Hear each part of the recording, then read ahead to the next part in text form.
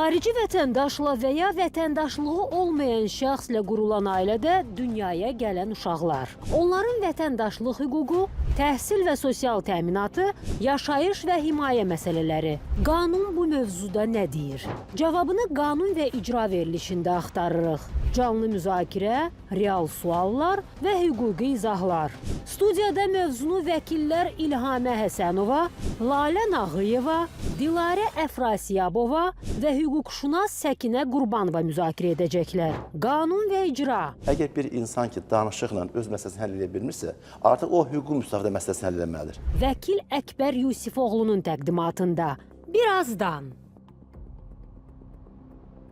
Şərur MTK-nın baş sponsorluğu ilə qanun və icra başladı. Şərur Mənzil Tikinti Kooperativinin sədri İsfəndiyar Axundov. Şirkət artıq 30 ildir ki, Bakı şəhərində mənzil tikməklə məşğuldur. Ona görə də çox böyük təcrübəyə malikdir. Yəni binalarımız həm keyfiyyətli, həm dayanacaqlı, həm də vaxtında qazın suyun işığını veririk. Ona görə də biz müraciət edirik sakinlərə. Yasamalda, Sarayda, Xırdalanda, Qobuda mənzillərimiz var. Təmir evləri üçün 25.000 manat, təmirsiz üçün 5.000 manat ilk ödəniş olacaq və uzun müddətli mənzillərə sahib ola bilərlər. Qapımız hər zaman üz-üzə açıqdır.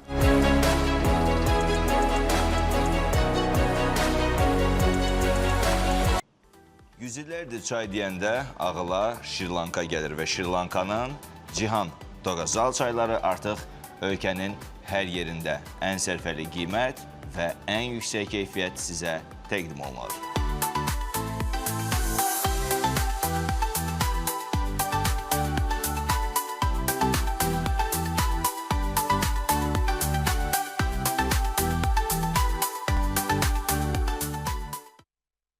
Woodsoft artıq 3 ildir peşəkar mebel istehsalı ilə xidmətinizdədir. Restoranlar, obyektlər, evlər və villalar üçün xüsusi dizayna uyğun mebellər hazırlayırıq. Siz modeli seçirsiniz, biz isə onu zövqünüzə və interyerinizə uyğun şəkildə gerçəyə çeviririk. Premium yumuşaq mebel, mətbəx və kabinet mebeli, restoran və obyekt dizaynı, ev və villalar üçün fərdi interyer mebeli, rəng, ölçü və dizayn tam sizin seçiminiz, yüksək keyfiyyət və uzun ömürlü materiallar, müntəzəm endirimlər, Woodsoft, hər bir detalda təbiilik və rahatlıq.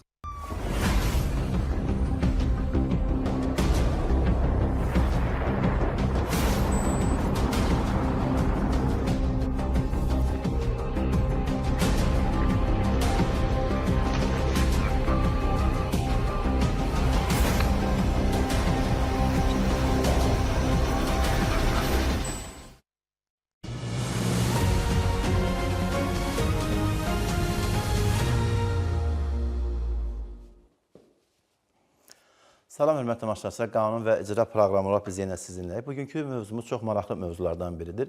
Belə ki, xarici vətəndaşlarla və vətəndaşlıq olmayan şəxslərlə Azərbaycan vətəndaşının ali hüquq münasibətləri ilə bağlı mövzu təhlil edəcəyik. Bu günləri çox dəyərli vəkillərimizi və rəissiyyət heyətinin 3 üzvünü dəvət etməkdə məqsədimiz ondan ibarətdir ki, onların fikirlərini sizdən paylaşacağıq ki, bu günləri xarici vətəndaşlarla qurulan nikahlarda boşanan zaman hansı məsələlər məhkəmə qaydasında həll olunmalıdır, aliment və uşağın kimin yanında qalması, eyni zamanda ünsiyyətlə bağlı məsələlər bugünkü dəyərli vəkillərimizlə birlikdə təhlil edəcəyik. İlk öncə dəyərli vəkillərimizi sizlərə təqdim edim, sonra biz mövzumuza qayıdacağıq. Azərbaycan Respublikasının Vəkillər Kollegiyasının rəissiyyət heyətinin üzvü vəkil İlhamə xanım Həsənova, Azərbaycan Respublikasının Vəkillər Kollegiyasının üzvü, rəissiyyət heyətinin üzvü vəkil Lalə xanım Nağıyeva, Azərbaycan Respublikasının Vəkillər Kollegiyasının rəissiyyət heyətinin üzvü, çox dəyərli anamız, çox dəyərli ziyalımız Dilarə xanım Əfrasiyabova və yeni dekabrın 27-sində vəkil andı içib bizim sıralarımıza, xüsusilə də 20 saylı vəkil bürosuna daxil olmuş, qədəm buyurmuş Səkinə xanım Qurbanova. Xoş gəlmişsiniz. Təşəkkür ederim. Hörmətli tamaşaçılar, pərdarxası bir fikir söylədim ki, bu günləri 3 generalla biz artıq çiyin-çiyinə fəaliyyət göstərib. Bu günləri başda anar müəllim olmaq şərti ilə dekabrın 28-də Azərbaycanda vəkillər vəkillərin peşə bayramı idi və bayramımız idi. Başda Anar Bağırov olmaq şərtilə bütün vəkillərimizi təbrik edirik. Bu günləri artıq Vəkillər İnstitutu, vəkillərin belə deyək ki, inkişafında çox etibarlı əllərdədir. Son belə deyək ki, 10 illiklərə nəzər salsaq, vəkillik inkişafı, vəkillik təchizatının bu dərəcədə, bu səviyyə qalxmasında həqiqətən də mən çox səmimi deyirəm, əlimi ürəyim üstünə qoyaraq deyirəm, Anar Bağırovun əvəzsiz və müstəsna xidmətləri vardır. Anar müəllim sizi və sizin kollektivi və bizləri və bütün vəkilləri Peşə Bayramı münasibətilə bir daha təbrik edirəm. Qarşıdan 31 dekabr Dünya Azərbaycanı Həmrəylik günü gəlir və yeni il gəlir. Yeni il münasibətilə öz adımdan, ailəmin adından və qanun və icra proqramının adından bütün dünyada yaşayan milliyyətindən, dilindən asılı olmayan bütün insanların təbrik edirəm. Dilarə xanım, mən boş yerə demirəm. Mən o günləri baxdım, vəkillərin təqdimatında 2800 neçə vəkil vardı, 60 vəkil də and içində bizim sayılarımıza daxil oldu. Bəlkə o vəkillərin içində yeganə şəxs mənəm ki, mən sizə ana deyə müraciət edirəm. Çox sağ olun. Mən rəissiyyət heyətinin 3 generalından bu günləri belə deyək ki, xidmətləri olan və qərarları ilə, apardığı danışıqlarla millətimizi ayağa qaldıran, millətimizə xidmət edən və eyni zamanda pozulmuş hüquqları ilə bağlı insanlara əvəzsiz xidmət edən bugünkü vəkillərimizlə sizlə bir yerdəyik. Bax, xarici vətəndaş, vətəndaşlığı olmayan şəxslər Azərbaycan vətəndaşına nikah bağlanan zaman hansı məsələlər həll olunmalıdır və nikah pozularsa hansı məsələlər həll olunmalıdır və nikah pozulandan sonra uşağın talihi ilə bağlı, vətəndaşlığı ilə bağlı sizin fikirləriniz önəmlidir. Buyurun, xoş gəlmisiniz. Əvvəla çox sağ olun ki, bizi dəvət elədiniz və doğrudan da 28-i vəkil günü idi və biz illərlə bu bayramı gözləmişik.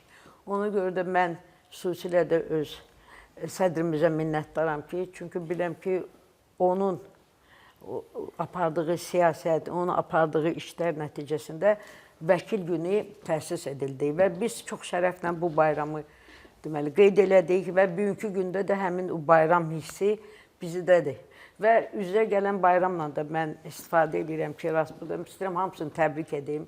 Deməli, Azərbaycanlıların həmrəylik günü və yeni il, yeni başlanğıc deməkdir.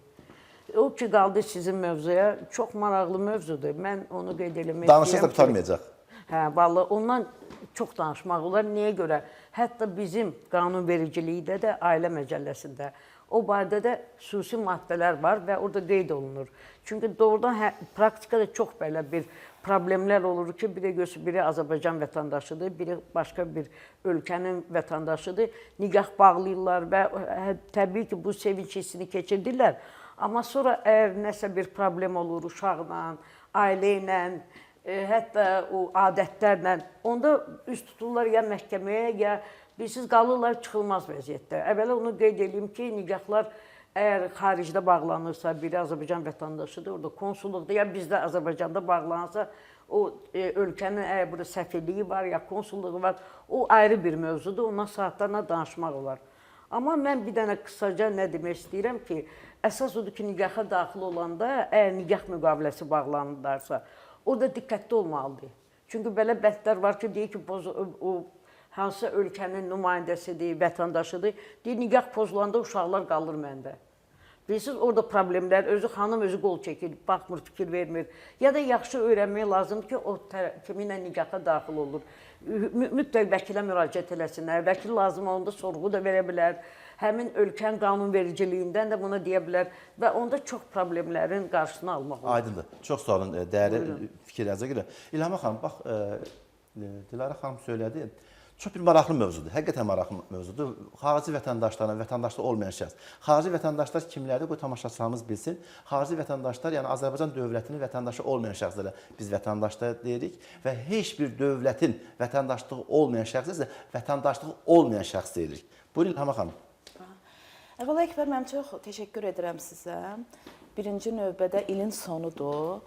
Hər ilin sonunda olduğu kimi mən düşünürəm ki, sizə böyük bir təşəkkür düşür. Çünki siz artıq uzun illərdir ki, əhalinin hüququ maarifləndirilməsində çox önəmli rol oynayırsınız. Bu veriliş ən aktual məsələlərə həsr olunmaqla sadə xalq dilində insanlara hüquqlarını izah edir və hüququ maarifləndirmə insanların hüquqlarının qorunması üçün çox vacib bir məsələdir. İkinci, onu qeyd eləmək istəyirəm ki, biz vəkillər üçün bu günlər 3 qat bayramdır. Həm vəkillərin cənab prezidentin sərəncamı ilə bizə etimad göstərilib, bizim peşə bayramımız hər il 28 dekabrda peşə bayramımız qeyd olunur.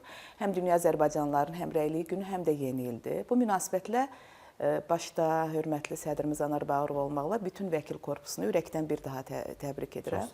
Və bir məsələni vurğulamaq istəyirəm ki, bu artıq bütün Azərbaycan ictimaiyyətinə bəllidir ki, vəkillik doğrudan da öz inkişaf, intibah dövrünü yaşayıb, çiçəklənməkdə davam edir və bu da nədir? Bu da birinci növbədə dövlətimizin vəkilliyə olan qayğısının nəticəsidir.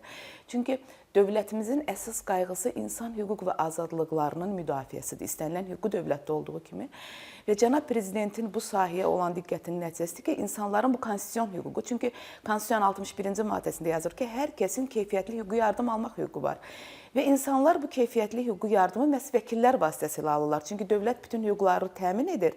Bu hüquqların da təminatçısı vəkillər vasitəsilədir. Ona görə də vəkilliyin inkişafına xüsusi diqqət ayrılıb və şükür Allaha ki, vəkilliyimiz inkişaf edir. İndi keçək əsas məsələyə, müzakirə olunan mövzuya. Olduqca maraqlı mövzudur. Çünki bilirik ki, son dönəmlər, son zamanlar ümumiyyətlə Azərbaycan vətəndaşlarının xarici ölkə vətəndaşları ilə nigaha girməsi faktları ilə biz daha çox tez-tez qarşılaşırıq. Və eyni zamanda həmişə olduğu kimi nigah bağlanırsa bir gün, bəzi hallarda bir nigahın pozulması halları da olur. Təbii ki, bu suallar vətəndaşlarımızı çox maraqlandırır. Əkbər müəllim qeyd elədi, xarici ölkə vətəndaşı nədir, vətəndaşlığı olmayan şəxs nədir? Deməli, bir xarici ölkə vətəndaşı Azərbaycan vətəndaşı ilə nigah münasibətlərinə girirsə, onların nigah münasibətləri Azərbaycan Respublikası qanunvericiliyi ilə tənzimlənə bilər. Və eyni zamanda burada xarici elementli mübahisələr, məsələlər deyirik biz bu məsələlərə. Onlar nigah kontraktında nəzərdə tuta bilərlər ki, aralarında nigah münasibətlərindən irəli gələn mübahisələr olarsa, bu məsələn digər şəxsin, xarici ölkə vətəndaşının vətəndaşlığı olduğu ölkənin qanunları ilə də tənzimlənə bilər. Qaldı ki, nigaha girirlər, Dilarə xanım bu hissəni qeyd elədi, mən o hissəyə gəlmək istəmirəm, nigahın ləğvi məsələləri hissəsinə gəlmək istəyirəm. Azərbaycan məhkəmələri hansı halda səlahiyyətlidir? Daha sadə dildə deyim, məsələn, bir xarici ölkə vətəndaşı, bir Azərbaycan vətəndaşı nigaha girib, bir gün nigahlarını ləğv eləmək istəyirlər, bunların işinə Azərbaycan məhkəməsində baxıla bilər. Sual budur. Bəli, baxıla bilər, hansı halda baxıla bilər? O halda baxıla bilər ki, tərəflərdən biri olsun Azərbaycan vətəndaşı. Və yaxud da hansı halda baxıla bilər, iddiaçının Azərbaycanda daimi yaşayış yeri olsun, ümumiyyətlə yaşayış yeri olsun, adətən gedib gəldiyi yer olsun və yaxud nigahın ləğvindən irəli gələn mübahisə əmlakla bağlıdırsa, əmlak Azərbaycan Respublikasının ərazisində olsun. Yəni, bu hallarda Azərbaycan Respublikası səlahiyyətlidir, Azərbaycan Respublikasının məhkəmələri bu işlərə baxmaqda səlahiyyətlidir. Çox sağ olun İlham xanım, dəyərli düşüncələrinizə görə, eyni zamanda dəyərli fikirlərinizə görə. Bax, həkim və vəkil məsləhəti hər zaman diqqətli olur. Lara xanım, xarici vətəndaşlar və vətəndaşlığı olmayan şəxslərlə nigah pozulur. İlham xanım o hissədə danışdı. Və nigaha daxil olanda Azərbaycan milli qanunverici üst tutulur. 13-cü maddə var Ailə Məcəlləsində. Eyni zamanda çox vaxtı görürsünüz ki, bir Azərbaycan vətəndaşı Rusiyada yaşayan bir vətəndaşla nigaha girirsə, və yaxud Amerika, İngiltərə, Fransa, Türkiyə, İran, digər Gürcüstan vətəndaşlar nigaha girdiyi təqdirdə Azərbaycanda onların nigahda olub-olmaması ilə bağlı araç istənilir. Yəni, gələcəkdə nigahın etibarsızlığı ilə bağlı Ailə Məcəlləsinin 12-ci maddəsi onu nigaha mane olan hallar kimi dəyərləndirir. Buyurun, xoş gəlmisiniz. Təşəkkür edirəm Əkbər müəllim, ilk öncə dəvətinizə görə. Mən də dəyərli həmkarlarımın sözlərinə, bəli, generalların sözlərinə, fikirlərinə, təbriklərinə qoşuluram, xoş arzularına. Və sizi də mən qarşıdan gələn keçmiş vəkil günü peşə bayramı hələ yaşayırıq. Sizi təbrik edirəm və qarşıdan gələn yeni illə bağlı da təbrik eləmək istəyərdim. Mövzu ilə bağlı mən ilk öncə qeyd etmək istəyərdim ki, bəli, siz qeyd etdiyiniz kimi hər hansı bir şəxs Azərbaycan Respublikasının vətəndaşı, xarici vətəndaşla nigaha daxil olarkən bu məsələyə mütləq nəzər yetirməlidir ki, bu şəxs ümumiyyətlə digər ölkədə onun ola bilsin ki, etibarlı və hazırda aktiv olan nigahı ola bilər. Bəli. Və nigaha Azərbaycan Respublikasında nigaha daxil olarkən bu barədə digər ölkədən arayış tələb oluna bilər ki, bu şəxs... Subaylıq arayışı. Bəli, subaylıq arayışı. yəni bu şəxs nigahdadır ya yox. Əgər boşanıbsa, boşanma haqqında sənəd, bizdə şəhadətnamədir, digər ölkədə başqa bir sənəd ola bilər. Yəni bu sənədlər mütləq tələb oluna bilər. Əks halda bu nigaha daxil olmaq üçün maneə törədən hal kimi qiymətləndirilir və nigah Əgər təqdim etməsə. Bəli, təqdim olunmalıdır bütün bu sənədlər Yəni 11-ci maddə deyir ki, olmalıdır, 12-ci maddə deyir ki, maneə törədən hallar kimi. Bəli, yəni bu tələb olunacaq və bu sənədlər təqdim olunmalıdır mütləq. Yəni bu araşdırılmalıdır və nikaha daxil olan şəxs tərəfindən müəyyən olunmalıdır.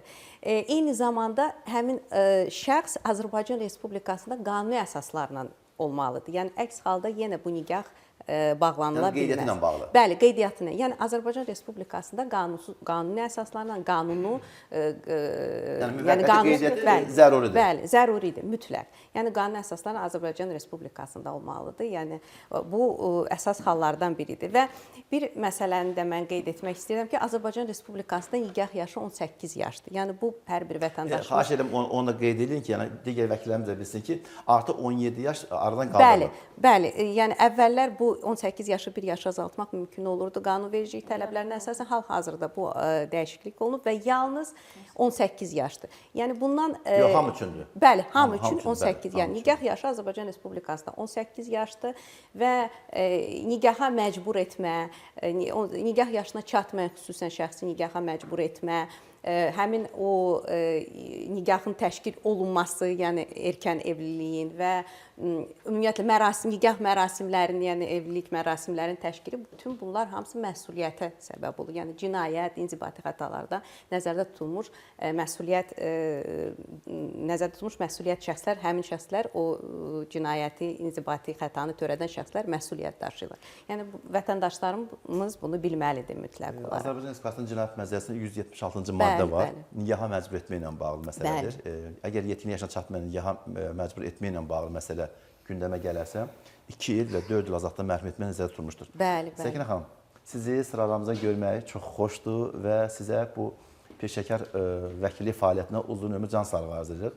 Nə xoş bizim halımıza ki, nə xoş sizin halınıza ki, siz belə bir dəyərli ziyarımızın rəhbəri 20 saylı vəkil bürosunun əməkdaşısınız.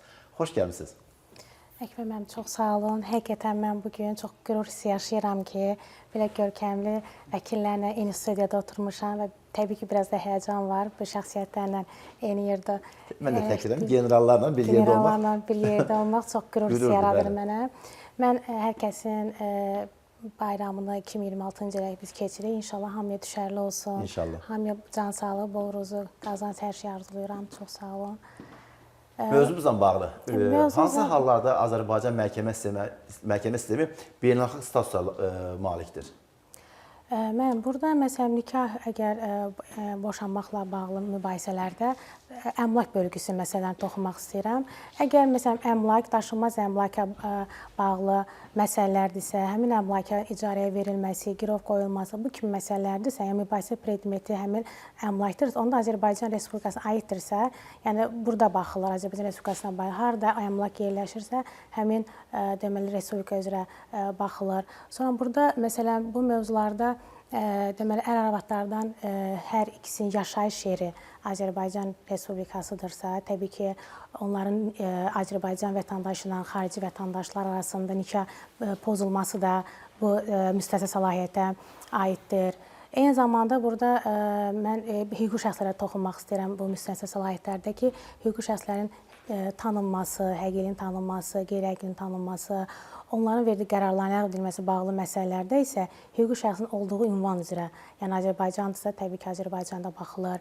Eyni zamanda bu ən çox məsələn aktual bir mövzulardandır, patent hüququnun və digər hüquqların tanınması və bununla tanınma ilə bağlı əgər onun hüququ, qeydiyyatı hansı ölkə üzrədirsə, qeydiyyatının keçirilməsi, ərizə hansı ölkə üzrə verilibsə, məsələn Azərbaycan üzrə verilibsə, Azərbaycanda baxılır. Bu məsələlərə toxunmaq istəyirəm. Ən əsas məsələn burada bəzən hamı istirahətlə bağlı xarici ölkələrə gedir. Ən çox mübahisələr məhkəmələrdə bunlar olur, yük daşımalara bağlı məsələlər. Məsələn, yük daşımalara bağlı məsələlərdə bəzən problemlər olur. Bu zaman yük daşıyanlara dair iddialar harda o problem yaranıbsa, yəni Azərbaycandırsa o üzrə məhkəmələr üzrə baxılır. Aydındır. Mən hesab edirəm ki, bir dənə mənim üçün ən çox maraqlı birisi nədir? Xarici vətəndaşlarla qurulan nikahda və tərəflərdən biri dünyasını dəyişdikdən sonra olan bir vərəsəlik məsələsi də var. Və eyni zamanda nikahın etibarsızlığı ilə bağlı mülki hüquq münasibətləri də var. Məsələn, mən ailə tanıyıram ki, nikahları var, ayrı-ayrı yaşayırlar, bir yerdə yaşamırlar, bir yerdə təsərrüfat idarə eləmirlər. Belə olan hallarda da qanunvericilik 1163-cü maddə var, mülki məcəllədə qeyd edilir ki, ərlə arvad əgər birgə yaşamırlarsa, artıq onların belə deyək ki, vərəsəsi olmaması məsələsi məhkəmə qaydasında həll olunur. Bununla bağlı fikirləriniz varmı? Buyurun. Dilar xanım, buyurun. Ümumən vərəsəlik məsələləri çox geniş yayılmış məsələlərdir. Vərəsəlik belədir ki, əgər miras qoyulan əmlak hansı ərazidə yerləşirsə, hansı ölkənin ərazisində yerləşirsə, vərəsəlik də adətən burada açılır. Yəni miras qoyanın ölməsi ilə miras əmlakın olduğu yerdə, yerləşdiyi yerdə və onun vərəsəlik açılır. Burada bir məsələyə də diqqət yetirmək lazımdır. Məsələn, təcrübədə çox rast gəlinir. Bəzən görünür ki, ər-arvad xarici ölkədə mirasları var və ərdən və yaxud arvaddan biri ölür. Xarici ölkənin qərarı ilə, məhkəmə qərarı ilə vərəsəlik qaydası, vərəsəlik müəyyən olunur. Həmən o qərarın Azərbaycanda tanınması məsələsi də var. Deyək ki, bu məsələlərdə xarici ölkələrdə çıxarılmış məhkəmə qərarları Azərbaycanda tanınır. Burada bir məsələni də qeyd eləmək lazımdır. Xüsusən əgər xarici ölkədə hər hansı bir məsələyə baxılıbsa, Azərbaycanda da eyni mübahisə üzrə, eyni predmet üzrə iddia tələbi irəli sürülürsə, onda Azərbaycan məhkəmələri həmən işə baxmayacaq. Çünki artıq eyni predmetə xarici ölkədə baxılıb. Burada sual oluna bilər ki, hələ tanınmayıb, necə ona baxılmamış saxlayırlar? Tanınsa da, tanınmasa da baxmır. Çünki eyni predmet var. Yəni artıq burada məsələ çıxır ki, həmən qərar Azərbaycanda tanınmalıdır. Vərəsəlik məsələləri ilə gəldikdə Azərbaycan qanunvericiliyinə uyğun olaraq, əgər əmlak Azərbaycandadırsa, əmlakın hüquqi rejimini Azərbaycan qanunvericiliyi ilə müəyyən olunacaq və Azərbaycan qanunvericiliyinə də uyğun olaraq vərəsəlik məsələləri həll olunacaq. Aydındır. Hörmətli tamaşaçı, bir qısa aradan sonra mövzumuza qayıdacağıq. Şərur MTK-nın baş sponsorluğu ilə qanun və icra reklamlardan sonra davam edəcək. Şərur MTK-nın baş sponsorluğu ilə qanun və icra reklamlardan sonra davam edir. Şərur Mənzil Tikinti Kooperativinin sədri İsfəndiyar Axundov. Şirkət artıq 30 ildir ki, Bakı şəhərində mənzil tikməklə məşğuldur. Ona görə də çox böyük təcrübəyə malikdir. Yəni binalarımız həm keyfiyyətli, həm dayanacaqlı, həm də vaxtında qazın suyun işığını veririk. Ona görə də biz müraciət edirik sakinlərə. Yasamalda, Sarayda, Xırdalanda, Qobuda mənzillərimiz var. Təmir evləri üçün 25.000 manat, təmirsiz üçün 5.000 manat ilk ödəniş olacaq və uzun müddətli mənzillərə sahib ola bilərlər. Qapımız hər zaman üzücü açıqdır.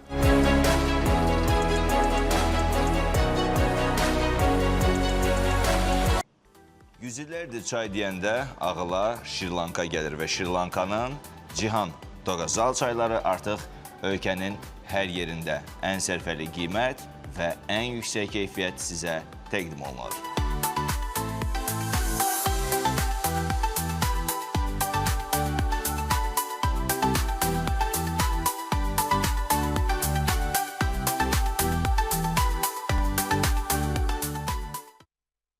Woodsoft artıq 3 ildir peşəkar mebel istehsalı ilə xidmətinizdədir. Restoranlar, obyektlər, evlər və villalar üçün xüsusi dizayna uyğun mebellər hazırlayırıq. Siz modeli seçirsiniz, biz isə onu zövqünüzə və interyerinizə uyğun şəkildə gerçəyə çeviririk. Premium yumuşaq mebel, mətbəx və kabinet mebeli, restoran və obyekt dizaynı, ev və villalar üçün fərdi interyer mebeli, rəng, ölçü və dizayn tam sizin seçiminiz, yüksək keyfiyyət və uzun ömürlü materiallar, müntəzəm endirimlər, Woodsoft, hər bir detalda təbiilik və rahatlıq.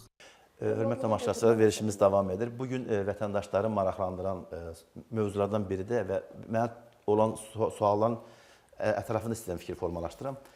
Çox vaxtı bizim gənclərimiz, istəyir xanımlar olsun, istəyir bəylər olsun, bütün dünyada yaşayan Azərbaycanlılar var. Eyni zamanda Azərbaycan bağlı olan insanlar var. Rəsmi nikaha girmirlər və ailə qururlar və sonra da atalığın müəyyən olması məsələsi gündəmə gəlir. Məsələn, hal-hazırda bizim müraciət edən şəxslərimiz var ki, Türkiyə Respublikasının, Türkiyə Cümhuriyyətinin, Türkiyə dövlətinin vətəndaşı ilə münasibətdə olub, dünyaya uşaq gətirib, oğlan ölkəni tərk edib, atalıq müəyyən etmək biraz problem yaşayır. Bununla bağlı fikirlərinizi Mən əvvəldən də dedim ki, mütləq nikaha daxil olmaq lazımdır. Çünki bizim Yəni, ailə nikah müqaviləsi, məcəlləsi... yoxsa nikaha daxil Yox, olmaq? nikah müqaviləsindən dedim, amma indi deyirəm ki, mütləq nikaha nəyə görə? Çünki bizim ailə məcəlləsi Azərbaycanın. Çünki bir tərəf həmişə Azərbaycan vətəndaşıdırsa, biz indi o mövzunun üstündə işləyirik və danışırıq. Və orada yazılıb ki, bizdə yalnız nikah bağlanmış nikah tanınır. Bəli, dövlət tərəfindən. Bəli, dövlət tərəfindən. Dini nikahdır və qeyri-hansısa bir qeyri-rəsmi bu nikah sayılmır. Və əgər tutaq ki, bunlar nikaha daxil olmayanıq, ailə qurublarsa, onda əlbəttə üstünlük burada Azərbaycan qanunlarına verilir. Çünki bir tərəf Azərbaycan vətəndaşıdır. Amma nikah müqaviləsini mən nəyə görə həmişə deyirəm və dəfələrlə 2000-ci ildən sonra bu yeni ailə məcəlləsi qəbul olunan sonra bu nikah müqaviləsinə çox böyük önəm verilir. Çünki orada hər məsələ öz həllini tapır. Uşaqlarla görüş, uşaq anada olandan sonra burada Eyni hamısı... zamanda Dilarə xanım çox doğru buyurur. Əkbər müəllim dediyi kimi belə hallar olur axı ki, nigaha daxil olmayıblar. Faktiki münasibətlərdə olublar, yəni bunlar etmədilər. Belə olan halda da qanunvericilik əlbəttə ki, hüquqları qoruyur. Fərz eləyək ki, Əkbər müəllimin dediyi misal üzrə bir Azərbaycan vətəndaşı, lap bir xanım tutaq ki, və yaxud kişi fərqi yoxdur, Türkiyə vətəndaşı iləndir və yaxud hansısa bir xarici ölkə vətəndaşı ilə münasibətdə olub, övladları var, amma rəsmi nigahları yoxdur. Həmən şəxs atalığın müəyyən olunması üçün, yəni Azərbaycan vətəndaşı olan şəxs atalığın müəyyən olunması üçün Azərbaycan məhkəməsinə müraciət eləyə bilər. Yəni, burada bir istisna yoxdur. Atalıq müəyyən olunacaq. İndi sual oluna bilər ki, indi Əkbər müəllim də qeyd elədi ki, atalığın müəyyən olması işlərində çox zaman DNK testi istəyirlər. Şəxs də yoxdur Azərbaycanda, tutaq ki, gedib gəlmir Azərbaycana. Belə olan halları da qanunvericilik tənzimləyir. Məhkəmə tapşırıqları verilə bilər onun olduğu ölkəyə. Məhkəmə tapşırıqları deyilən bir anlayış var mülki prosessual məcəllədə. Məhkəmə tapşırığı əsasında o olduğu yerdə, yəni hansı ölkədədirsə, həmən ölkədə o testə məruz qala bilər. Və bundan əlavə atalığın müəyyən olunması təkcə DNK testi ilə müəyyən olunmur ki, atalığın müəyyən olunmasında məsələn bunların doğrudan da faktiki olaraq bir yerdə ər-arvad münasibətlərində deməyək də indi, yəni münasibətdə olduğunu müəyyən edən bir faktlar varsa, sübutlar varsa, şahidlər varsa, məhkəmə qaydasında bu müəyyən oluna bilər və eyni zamanda baxmayaraq ki, o atalığı verilən şəxs Azərbaycanda deyil, Azərbaycan vətəndaşı deyil, xarici ölkə vətəndaşıdır. O atalıq müəyyən olunandan sonra aliment verməlidir. Onun da aliment vermə öhdəliyi var. Və digər hüquqlar yaranır, vərəsəlik hüququ yaranır, ünsiyyət hüququ yaranır və digər hüquqlar. Çünki artıq atalıq müəyyən olunandan sonra onun ata kimi hüquq və öhdəlikləri yaranır. İndi biz bu da çox geniş bir mövzudur ki, hər bir valideynin həm hüququ var, həm də öhdəliyi var. Bu hüquqla öhdəliyi də qaçışdırmaq olmaz. Bu məsələ artıq başqa bir məncə verilişin müzakirəsidir. Bir əlavəm olacaq. Bəli, bu DNK ilə bağlı əgər şəxs tapşırıq verilib, şəxs tapılıb və onu o DNK-ya çağırılıb, lakin o boyun qaçırırsa həmin o testi eləməkdən. Yəni o halda bu onun əleyhinə qiymətləndirilir məhkəmə tərəfindən və hər bir halda yəni uşağın ananın xeyrinə qərar qəbul oluna bilər. Əgər o həmin DNK testinin həyata keçirilməsindən qaçırsa, yəni boyun qaçırırsa. Bəşər övladı olaraq bizim özümüzdən asılı olmuyor. Qanunverici bizə adlar qoyur. Məsələn, uşaq dünyaya gəldiyi təqdirdə yetkinlik yaşına çatmayan, 7 yaşına qədər məhdud fəaliyyət qabiliyyəti olan uşaqlar və tam fəaliyyət qabiliyyəti 18 yaşından sonra nikah münasibətinə girəndə adımız dəyişir, oluruq ər-ərvad. Evladlarımız dünyaya gəlir və böyüyürlər və biz artıq nəvələrimiz olanda statusumuz dəyişir, oluruq baba, nənə. Baba, nənə, baba. Və bizim belə deyək, ilk dünyaya gələn uşağa doğum haqqında şəhadətnamə verirlər. İnsan bəşər övladı dünyasını dəyişəndə ölüm haqqında şəhadətnamə verirlər. İnsanın doğumu ilə yaranmış dövlətlə bağlı olan hüquqlar bugün üst hüquq hesab olunur. Dünyasını dəyişib, ölüm haqqında şəhadətnaməni aldıqdan sonra artıq onun həm vəsiyyəti üzrə, həm də qanun üzrə vərəsəlik və illərlə əgər o insan yaradıcısa, onun mənəvi hüququ dövlət tərəfindən və ailəsi tərəfindən qorunan hüquqlar sisteminə aiddir. Ümumiyyətlə, bugünkü xarici vətəndaşlarla qurulan nikahlarda siz vəkillərin, siz tanınmış vəkillərin tövsifləri nədir? Buyurun. Xarici vətəndaşlar, ümumən xarici vətəndaşlarla qurulan nikahlarda birinci növbədə bayaq da Lalə xanım da qeyd elədiyi kimi, o kiminlə ki nigaha girmək istəyirsiniz, o şəxsin öz ölkəsində nikah münasibətində olub-olmamağını müəyyən eləmək lazımdır. Bu sənəd alınandan sonra həmən sənəd apostol olmalıdır ki, bizim qurumlara verilsin. Yəni dövlət tərəfindən qəbul olunmalıdır. Bəli, əlbəttə ki. Və bir də bizim mental dəyərlərə nə qədər uyğun olmasa da, mütləq mən tövsiyə edərdim ki, xarici ölkə vətəndaşı ilə nikah münasibətlərinə girəndə nikah kontraktı bağlasınlar.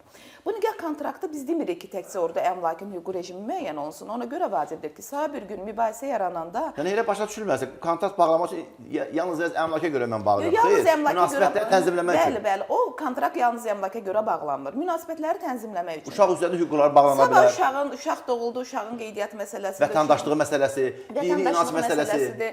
Arada yaranan mübahisələr hansı məhkəmədə həll olacaq? Tutaq ki, Amerika vətəndaşı ilə bağlamsan, nikah kontraktı ilə müəyyən oluna bilər ki, istənilən mübahisə Azərbaycan məhkəməsində həll olacaq.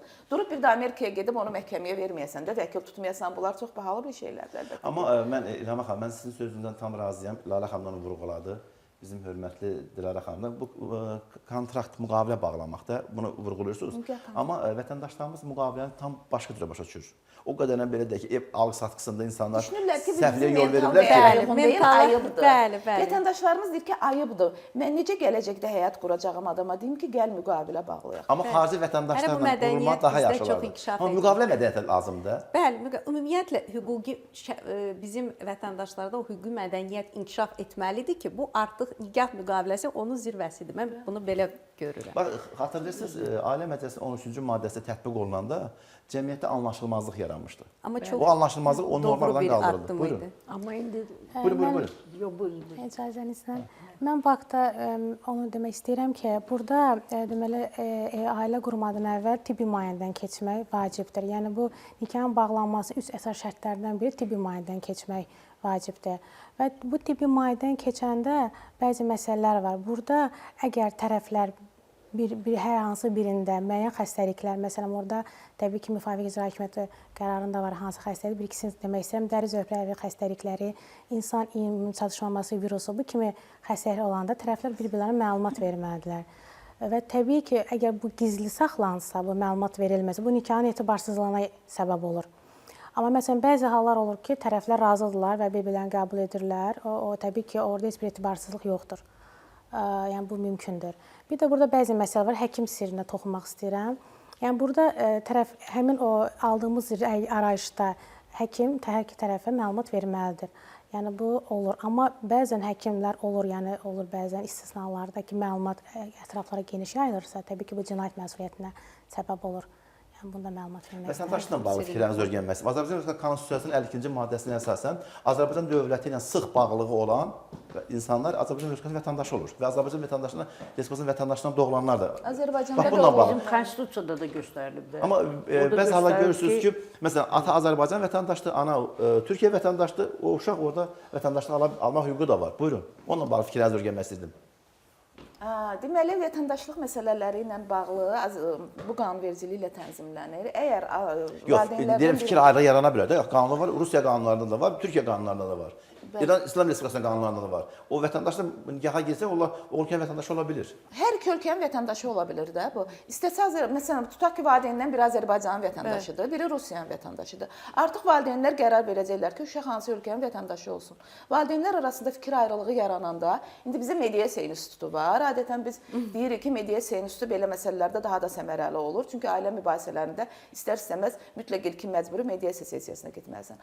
Artıq burada mediasiyada da razılaşma eləyə bilərlər. Və elə bu kontraktda da o dediyimiz nikah kontraktında nəzərdə tutula bilər ki, gələcəkdə doğulacaq uşağımız hansı ölkənin vətəndaşı olacaq. Bir faktı da qeyd eləmək istəyirəm, bunu bilsinlər vətəndaşlarımız ki, bu nikah müqaviləsi yalnız o demək deyil, bunu nikaha girəndə bağlayırsınız. Əgər nikaha girəndə bu nikah müqaviləsini bağlamamsınızsa, nikah boyu da bağlaya bilərsiniz. İstənilən vaxt bu bağlana bilər. 5 ildir nikah deyən bağlamamışam, bugün bağlayıram. 2 ildən sonra bağlayıram. İstənilən vaxtda bu nikah müqaviləsi bağlana bilər. Mənə ki, nikaha girib mehriban bir il yaşadan sonra o müqavilənin bağlamanın şərtləri arvad tərəfindən diktə olunacaq. Buyurun. Bir vətəndaşlıqla bağlı bir əlavəm olacaq. Ümumiyyətlə, bəli, ola bilsin ki... Xahiş edirəm, bildiyiniz məsləhətləri verin də. İlhamə xanımın qeyd etdiyi kimi, ola bilsin hər iki ölkənin vətəndaşı ola bilər o uşaq. Amma Azərbaycan Respublikası Azərbaycan ikili vətəndaşlığı tanımır. Və əgər o uşaq Azərbaycan Respublikasının vətəndaşlığını qəbul edərsə, yəni vətəndaşlıq nədir? Həm hüquqlar onun üçün hansı müəyyən müəyyən olunur. Eyni zamanda vəzifələr də daşıyır. Yəni o vəzifələri mütləq olaraq yerinə yetirməlidir və o deyə bilməz ki, mən artıq məsələn hərbi xidmətdən keçmişəm, mən digər ölkənin vətəndaşıyam, hərbi xidmətdə orada olmuşam, Azərbaycanda keçmir. Yəni bu Azərbaycan bunu tanımayacaq. Çünki Azərbaycan onu yalnız və yalnız Azərbaycan Respublikasının vətəndaşı olaraq tanıyır və o həmin vəzifələrin icrasını ondan tələb edir. Bax, biz qeyd elədik ki, Dilara xanım, sizin fikrinizi öyrənəm.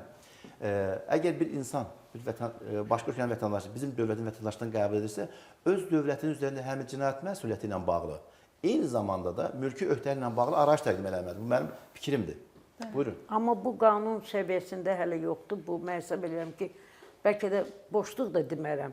Amma araşdıranda görürsən ki, bir ölkənin qanununda bu var, bəzilərində yoxdur. Bizdə bu tələb olunmur. Özü də bilsiz, mən nə demək istəyirəm, əgər vətəndaşlıq məsələsində bir də görürsən, xanım Rusiya vətəndaşıdır, kişi bizim Azərbaycan vətəndaşıdır. Və bəzi vaxtlar olub praktikada da belə götürüb uşaqlarını sərhədi sərbəst keçib ki, mən Rusiya vətəndaşıyam, uşaqlarım da metrik şəhadətnaməsini orada almışam, oranın vətəndaşıdır. Ona görə mən həmişə tövsiyə edirəm ki, hər bir addım atanda mütləq məsləhətləşmək lazımdır. Və xüsusilə də hüququ bilən adamlarla, vəkillərlə nəyə görə? Çünki o ətraflı. İndi bu mövzu o qədər böyük mövzudur ki, çox şey demək olar. Bayaq İlxanə xanım toxundu ki, o qətnamə məsələsi də tanınma. O da çox, bizdə praktikada o çox olur. Bir də görürsünüz, hansısa ölkədə bunların qətnaməsi var. Onu burada tanınmalıdır və onu tanınmaq üçün mütləq əvvəl müraciət edilir Ədliyyə Nazirliyinə, oradan sonra Ali Məhkəmədə tanınır. Amma o nigah məsələsi də var. Azərbaycanda əgər nigah bağlanıbsa, o başqa hansı vətəndaşdır, o görə öz ölkəsində bizim bu şəhadətnaməni tanıtılsın. Nəyə görə? Çünki sabah mübahisə çıxanda orada deyə bilərlər ki, biz heç bu şəhadətnaməni tanımırıq. Ya da Azərbaycanda tanınmalıdır. Bunlar bilirsiniz, çox mürəkkəb məsələlərdir. Hərdən bir üzr istəyirəm, elə bilirlər ki, bu formallıqdır, sənət yığmaqdır. Xeyr, bu ilə bütün o sonraki nə hərəkətlər olunur, hamısı onda qanunla tənzimlənir. Bir də deyirlər ki, necə bu uşaqlar məndədir, gəldi, kimsə apardı uşağını. Amma dərinə gedəndə görürsən ki, bunun müqaviləsi var, bunun qanunu, bunu deyir, xanım bildi, ya kişi bildi, bilmədi, qol çəkir. Bu məsələlər çox həssas məsələlərdir. Və siz çox sağ olsun ki, bayram qabağı bu tənə yaxşı bu məsələ, özü də çox böyük mövzudur ya. Bunu mənə gəlir ki, bir neçə veriliş olmalıdır ki, hər xırdalığı ilə bunu izah eləmək üçün. Və mən də İlxanə xanımı qoşuluram, üzr istəyirəm. Sizə çox sağ deyirəm ki, doğrudan həmişə mən baxanda çox maarifləndirici aparırsınız verişi. Vəkil danışmalıdır. Bəli. Mən keçən 28-də bizim tədbirimiz vardı. Elm Salih Vəkil Bürosunun başda İlham xanım olmaq şərtinin bütün əməkdaşları biz bayramımızı qeyd edirdik. Mən orada belə deyək ki, aparıcılığı İlham xanım mənə həvalə eləmişdi. Mən orada da vurğuladım. Həqiqətən də vəkilin 5 silahı var. O silahdan istifadə eləmədi. O silah hansılardır? Onun vəsadətləridir, onun sorğularıdır, onun nitqidir. Amma ikisini deməyəcəm. Buna görə demirəm ki, o da mənim özümə aiddir, mənim öz taktikamdır. Nəsə demək istəyirəm ki, bu günlər harada olursan ol, dünyanın harasında olursan, uşaqla ünsiyyət və uşağı ölkədən çıxartma ilə bağlı çox ciddi problemlərimiz var. Məsələn, mən də bizim çox dəyərli bizim redaktorumuz Zərifə xanım deyir ki, bu sualı da ver. Bu sualı vermirəm. Bu sualı mən yaşayıram hal-hazırda bu dəqiqə. Bir xanım var, Türkiyədə yaşayır, uşağın bura gətirə bilmir. Çünki həyat yoldaşı icazə vermir. Amma bizim qanunvericiliklə burada o məsələ həll olunsa, ölkədən çıxa bilər. Bizdə qadın var ki, həyat yoldaşı Azərbaycan vətəndaşıdır, ölkədən çıxmaq üçün uşağına icazə vermir. Konstitusiya Məhkəməsinin xatirəsiz bir qərarı vardı. Miqrasiya haqqında qanunun 11.2-ci maddəsinə əlavələr olundu ki, əgər məhkəmə işə baxan zaman, müəyyən edir ki, Əkbərin 3 oğlu atanın yanında qalsın, mən ölkəni tərk edəndə nəyə görə xanımımızın razılığı tələb olunmalıdır? Konstitusiya Məhkəməsi bunu aydınlıq gətirib. Bax, bununla bağlı biz vəkillər məcbur oluruq ki, təkrar məhkəməyə müraciət edək. Və ölkəni tərk eləmək üçün qısa müddətə, məsələn, bu günləri ölkəni insanlar hansı hala tərk edir? Ya tədbirə gedir, ya idman yarışlarına gedir, ya təhsilə gedir. Və yaxud da ki, müəyyən hallarda görürsən, az yaşlı uşağı götürür, xarici dövlətə gedir və o Azərbaycan vətəndaşlığı o dövlətlərə də verilə bilir. Əkbər müəllim, bir şeyi qeyd eləyək ki, mən düşünürəm ki, məhkəmə təcrübəsi bu istiqamətdə hələ tam formalaşmayıb. Məhkəmə təcrübəsində hələ bəzi çox da aydın olmayan məqamlar var. Təkmilləşmə gedir bu sahədə. Bilirik ki, axırıncı dəfə 12 martda, deməli 12 Mart tarixli Azərbaycan Respublikası Ali Məhkəmənin plenum qərarı var idi, ailə münasibətlərini olduqca gözəl tənzimləyən. Bu qərara müvafiq biz həmişə nə edirdik? Ərlə arvadın nikahının ləğvi məsələsi olanda tutaq ki, uşaqla ünsiyyət məsələsinə ayrı bir icraatda verirdik. Amma indi hələ eyni icraatda uşaqla ünsiyyət məsələsinə də baxıla bilir. Uşağın ölkə hüquqlarından... Bu daha yaxşı, o mütləqdir, amma ölkənin tərk eləmə ilə bağlı. Bəli, uşağın ölkə hələ ona da eyni icraatda baxıla bilir. O plenum qərarından sonra eyni icraatda biz qabaq ayrı verirdik. İndi eyni icraatda verə bilərik ki, uşağın ölkədən aparılmasına razılığın verilməsi. Bəzən bizə müraciət edirlər, deyirlər ki, məhkəmələr çox uzun çəkəcək, biz bunu təcili almaq istəyirik. Bu tutaq ki, uşaq gedər hər hansısa bir tədbirə və yaxud istirahət üçün bir il bundan qabaq, bir il bundan qabaq uşaq qalır ananın yanında, ana bir il bundan qabaq bilet alıb, indi ata icazə vermir, o bir ilin müddətində münasibətləri korlanıb. Biz onda müvəqqəti təmin tədbiri adlanır. Müvəqqəti təmin tədbiri qaydasında müraciət eləyirik məhkəməyə. Məhkəmə qısa müddətdə bir günə, 2 gün o qərarı verir. Amma müvəqqəti təmin tədbirini də almaq üçün orada sübut eləməlisən ki, niyə görə təcili mən bu razılığı almalıyam, uşağı ölkədən çıxartmalıyam. Tamamilə sizinlə razıyam. Sizin o dediyiniz Konstitusiya Məhkəməsinin mövqeyində o var, miqrasiya haqqında qanuna da istinad olunub. Bir məsələ də var ki, uşaq da Azərbaycan Respublikasının vətəndaşıdır da, hər birimiz Azərbaycan Respublikasının və bizim yaşayış yerimizi sərbəst seçmək hüququmuz var. Düzdür, buna uşaqla bağlı bu hissədə valideyn qərar verir. Amma uşaq bir valideynin yanında saxlanılıbsa məhkəmə qərarı ilə və həmin valideyn yaşayış yerini başqa bir ölkə seçirsə, uşaq onunla olduğuna görə o valideynlə getməlidir. Çünki uşaq valideynin yanında qalıb axı. Məhz valideyn başqa ölkəyə keçdiyinə görə uşağı valideyndən almaq olmaz ki. Yəni bunu məhkəmələrdə də artıq belə bir konkret təcrübə formalaşmalıdır. Məsələn, bu yaxında məndə bir iş var idi. Bir qısa vaxtınızı alacağam. Ana köçüb Amerikaya, bunların arasındakı artıq faktiki olaraq nikah münasibətləri pozulub, rəsmi nikah pozulmayıb. Ana köçüb Amerikaya. Biz rəsmi nikahın mən ana tərəfdən idim, pozulmasını verdik. Ata da gəldi məhkəmədə dedi ki, uşağı versəniz ananın himayəsinə, ana uşağı götürüb aparacaq Amerikaya. Və biz uşağın ölkədən çıxarılmasına icazəni verdik. Məhkəmə götürdü o qərarda yazdı ki, uşağın müvəqqəti ölkədən çıxarılmasına icazə verirəm. İddiamızı tam təmin etmədi. Halbuki mən məhkəmədə izah edirdim ki, ana köçürsə, uşaq anaya veribsə, ana uşağı apara bilər. Niyə müvəqqəti icazə verirsiniz ki? Ona görə deyirəm ki, məhkəmələrdə elə tam formalaşır. Üzr istəyirəm, məhkəmənin qərarına biz hörmətlə yanaşırıq. Apellyasiya ali məhkəmə var. Buyurun Leyla xanım. Bəli, mən çox məyus edici bir hala toxunmaq istəyirəm. Adətən bu uşağın ölkədən çıxışına məhdudlaşdıran bu əməllər valideynlərinin birində, xüsusən onların münasibətləri pozulduqda, onlar nikah ləğv olunduqdan verildikdə, yəni bunlar və bu deməli uşağın ölkədən çıxış məsələsi hər bir valideynin manipulyasiya instrumentinə çevirir. Yəni mən o razılığı vermirəm və bununla bağlı bəzi də axı valideyn haqqlı olur Leyla xanım. Ola bilsin. Ölkədən tərk edib vətəndaşlığı alır. Sonra övladlığa verilə bilər. Onu məhkəmədə sübut etməlidir ki, niyə görə buna icazə vermir. Və elə olur ki, haqlı olmur. Yəni sadəcə bunu manipulyasiya, bir psixoloji təsir kimi istifadə edirlər. Bununla bağlı mən qeyd etmək istəyirəm ki, bu artıq məişət zorakılığı faktı kimi qiymətləndirilir. Yəni bu belə məişət zorakılığının müəyyən növləri var və onların növlərindən biri də psixoloji. Yəni uşağa münasibətdə. Bəli, uşağa doğru tabii. Deməli psixoloji növü var. Adama təsir edir ki, yəni buna razılaş. Bəli, məişət zorakılığının psixoloji növü var və bu artıq İnzibati Xətalar Məcəlləsi ilə məsuliyyətə səbəb olur. Yəni çünki bizim burada işlətdiyimiz ifadələr kitabda olan cümlələrdir. Məişət zorakılığı ilə bağlı qanunvericilik var, norma var. O ifadələri biz təkrar edirik. Biz buradan belə deyək ki, başqa ifadələr söyləmirik. Qanunda, kitabda nə varsa onları söyləyirik. Məsələn, bax bu günləri, keçən il mən Dilara xanım bir problemlə rastlaşdım. Uşağın qanunverici terrorun maliyyələşdirməsinə bağlı Cinayət Məcəlləsinin 103-cü maddəsi var. Ümumiyyətlə söyləmək istəyirəm ki, bugün cəmiyyətimizdə belə bir halla rastlaşdıq. Mən buradan həmən məhkəməni alın çəkməyəcəm, ona çox minnətdarlığımı bildirirəm. Çox dəyərli bir hakimimizdir. Uşaq 16 yaşında Türkiyənin 4 universitetə qəbul olmuşdur. Atanın, uşağı tanımır. 10.000 manata qədər alimet yığılmışdı. Atanın razılığı olmadan uşaq ölkəni tərk eləmədi, biletə batırdı. 10.000 manatı xanım getdi, ərzə verdi, bir dəqiqənin içində imtina elədi, ata razılıq verdi. Bundan danışın, xahiş edirəm. Təsvir olsun, belə şeylər olur. Bu elə manipulyasiyadır da bu artıq və bu məişət zorakılığı kimi. Mən də siz orada nə yazdım? Mən yazdım ki, xahiş edən icra etmədən geri qayıtan. Uşaq ölkəni tərk edən sonra biz onu ərzəni və təzələdik. Bir vaxt imtina edirəm. O da bir vəkil taktikasıdır. Orada mən Çox bir var düzgün taktikadır. icra haqqında qanunun 23-cü maddəsi var axı. Orada bir var. İcra etmədən geri qaytarma, bir də icradan imtina etmək. Oğlan başa düşmədim. Mən dedim ki, icra məmuru dedim ki, biz icra etmədən geri qaytarmanı xahiş edirik. Ola bizi barışdıq. 23 edim. Bəli, ola bizi barışdıq. Buyurun, buyurun Lara xanım. Əlavələriniz varsa xarici vətəndaşlarla buyurun.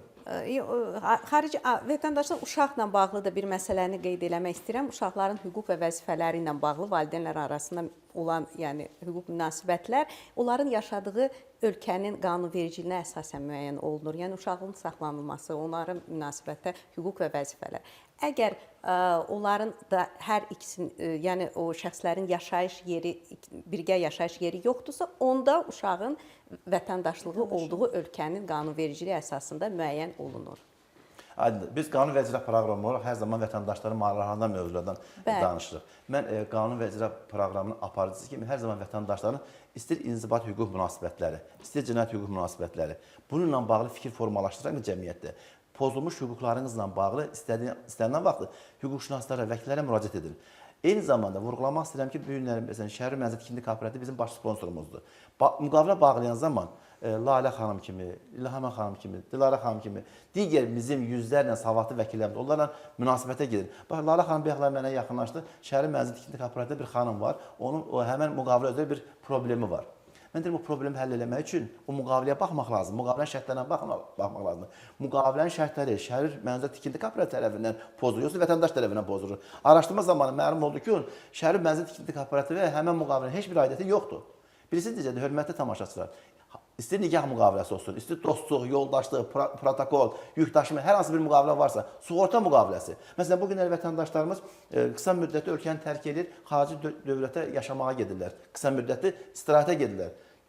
Mən bu az olub, tədbirlərə gedirlər. Çünki bilet alınan zaman, hansı bir tədbirə gedəndə, ekskursiyaya gedəndə sizin sığortanız olmalı, sığortanızın şərtləri olmalıdır. Mütləq mənadadır, bəli. Bəli, buyurun, Lama xanım. Hüquq mədəniyyətidir. Deməli, ümumiyyətlə, baxın, bu uşaqların hüquq və vəzifələri ilə biz bağlı danışdıq. Bayaq siz yaxşı bir misal dediniz ki, alimentdən imtina elədi, ona icazə verdi. Amma biz də vəkil taktikası işlədik.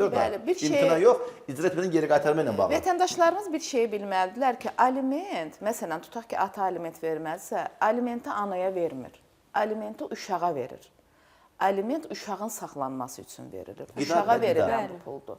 Qanunvericiliyin də tələbi budur ki, uşağın marağına toxunan bütün məsələlərdə. Çünki ailə, xüsusən də uşaqlar dövlətin qoruması altındadır. Uşağın marağına toxunan bütün məsələlərdə qəyyumluq və himayə orqanının rəyi alınmalıdır. Burada tutaq ki, valideynlər qərar verirlər ki, aha, iki valideyn yığışıb, biri deyir ki, belə hallarla çox rastlaşırıq. Məsələn, valideyn deyir ki, ata deyir ki, sən alimentdən imtina et, anaya deyir. Mən məndə olan X5-i, BMW minik avtomobilini sənə verirəm. Ana da minik avtomobili sürmək istəyir. Deyir ki, alimentdən imtina edeyim. Amma avtomobili müəyyən münasibətdə də əvəzləşdirmə münasibətlər tənzim edə bilir. Yəni onu biz təbliğ eləmirik. Amma yox, təbliğ eləmir. Əkbər müəllim, onu vətəndaşlarımız... Məsələn, fikriniz razıyam. Məsələn, ata var ki, deyir ki, mən sizə 18 il, məsələn, 10 il aliment verməyəcəm, hesabı biz 50 min. Amma vətəndaşlarımız bilməlidir ki, bu yol verilən deyil. Çünki uşağa çatan məbləğin üzərindən, bayaq Lalə xanımın dediyi kimi, bu uşağın necə adlanır qanunvericilikdə, uşağın sağlam böyüməsinə və inkişafına təhlükə yaradan hal kimi qiymətləndirilir. Yəni belə siz fikrinizi mən tamaşaçıya deyə bilərəm. Yəni uşaq üzərində alver eləməsinlər. Bu yox, bəli. Ümumən bu həmin o sövdələşmə, o müqavilə etibarsız olacaq. Yəni uşağın münasibəti uşağın mənəvinin ziddir. Amma bunlara münasibətlər qəbul olunandır. Amma biz onu deyirik ki, qanun və icra proqramı olaraq sizin o toxunuz, o incə məqam ki var, orada biz qeyd edirik ki, uşaq üzərindən alverinizə xitam verin. Şu uşağa çatası puldan söhbət gedir. Alimentin üzərindən də alver etmək olmaz, bəli, mümkün deyil. Ümumiyyətlə uşaqların maraqları üzərindən öz-özlüyündən etibarsız. Bəli, uşağın maraqları üzərindən hər hansı bir alver yol verilməzdir və manipulyasiya deyil. Bəli, manipulyasiya. Yəni bu hamısı yol verilməzdir. Artıq bu qanunvericilikdə hər hansı bir manipulyasiyanın məsuliyyətə səbəb olur və hər bir vətəndaş onu başa düşməlidir ki, üzr istəyirəm, vaxtında alimenti ödəməlidir, ödəməsə cinayət məsuliyyətinə səbəb olur. Yəni hər hansı bir manipulyasiya, yəni hansı bir məhrum etmə əmlakdan və ya hansısa bir bu məişət zorakılığı faktı kimi qiymətləndirir, hansısa bir psixoloji təsirlər, psixoloji sarsıntı uşaqda yaradan hər hansı bir əməllər, o da məişət zorakılığıdır. Amma sizin qeyd etdiyiniz məsələ, Dilara xanım, ümumiyyətlə nikah pozulan zaman, əmlak bölgüsünə gedən zaman müəyyən razılıq əldə ola bilərmi? Ola bilər. Buyurun. Danışa bilərlər tərəflər öz aralarında. Amma yenə də əgər qayıtsaq müqaviləyə, bir də görsən müqavilədə göstərilir. Nikah pozulanda nə kimə nə çatır. Əgər xarici vətəndaşlarsa, bəzi ölkələrdə onların xüsusi o barədə var. Amma əsas ki, harada yaşayırlar, o qanun tətbiq olunur. Və mən həmişə deyirəm ki, bizim Azərbaycan qanunları, onlar çox yaxşıdır. Onlar bizim vətəndaşı hər tərəfdə qoruyur. Amma o qanunlar sizi qorumaq üçün, mən həmişə deyirəm, o qanunlar düzgün tətbiq olmalıdır və nikahlar tanınmalıdır. Dilara xanım, ola bilərmi ki, bax, sizin o danışıq bir cümlə də əlavə eləyəsiniz. Maarifləndirmək üçün və maariflənmək üçün qanun və icraya baxmaq kifayətdir. Əlbəttə, hər həftə dəvət edən. Baxın, yaxşı mövzular üzərində bizim vəkillər gəlib. Deməli, bizim vaxtımız azalıb. Mən istərdim ki, sona gəlmişik. Bu ilin, 25-ci ilin axır verişimizdir. İnşallah gələn belə də ki, görüşəcəyik. Yanvar ayının 6-da bizim verişimizdir. Və mən hesab edirəm ki, həqiqətən də çox xoş bizim halımıza ki, biz bu günləri vəkillər sırasında və cəmiyyətdə nüfuz və simayıq. Məsələn, bu günləri bizim adımızın qabağında bir ad da var. Bizim adımızın qabağında bir ad da var, vəkil. Məsələn, Lalə xanımı görəndə demirlər ki, bu filankəsin qızıdır və filankəsin yoldaşıdır və filankəsin bacısıdır. Deyirlər, Lalə xanım vəkildir, Dilara xanım vəkildir. Bu günləri, məsələn, o Səkinə xanıma da ünvanlanan o söz, İlhamə xanıma da ünvanlanan o söz. Hörmət tamaşaçılar, bizə ayrılan vaxt yekunlaşmaq üzrədir. Sağ olun, gələn görüşlərə qədər Allah dövlətimizi, millətimizi qorusun. Şərur MTK-nın baş sponsorluğu ilə qanun və icraya baxdınız. Şərur Mənzil Tikinti Kooperativinin sədri İsfəndiyar Axundov. Şirkət artıq 30 ildir ki, Bakı şəhərində mənzil tikməklə məşğuldur. Ona görə də çox böyük təcrübəyə malikdir. Yəni, binalarımız həm keyfiyyətli, həm dayanacaqlı, həm də vaxtında qazın suyun işığını veririk. Ona görə də biz müraciət edirik sakinlərə. Yasamalda, Sarayda, Xırdalanda, Qobuda mənzillərimiz var. Təmir evləri üçün 25.000 manat, təmirçi üçün 5.000 manat ilk ödəniş olacaq və uzun müddətli mənzillərə sahib ola bilərlər. Qapımız hər zaman üz-üzə açıqdır.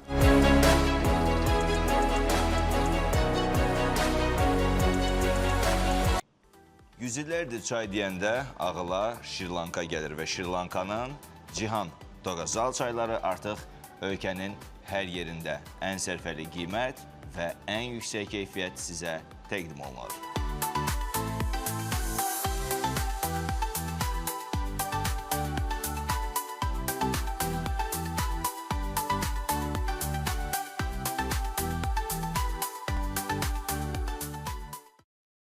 Woodsoft artıq 3 ildir peşəkar mebel istehsalı ilə xidmətinizdədir. Restoranlar, obyektlər, evlər və villalar üçün xüsusi dizayna uyğun mebellər hazırlayırıq. Siz modeli seçirsiniz, biz isə onu zövqünüzə və interyerinizə uyğun şəkildə gerçəyə çeviririk. Premium yumuşaq mebel, mətbəx və kabinet mebeli, restoran və obyekt dizaynı, ev və villalar üçün fərdi interyer mebeli, rəng, ölçü və dizayn tam sizin seçiminiz, yüksək keyfiyyət və uzun ömürlü materiallar, müntəzəm endirimlər, Woodsoft, hər bir detalda təbiilik və rahatlıq.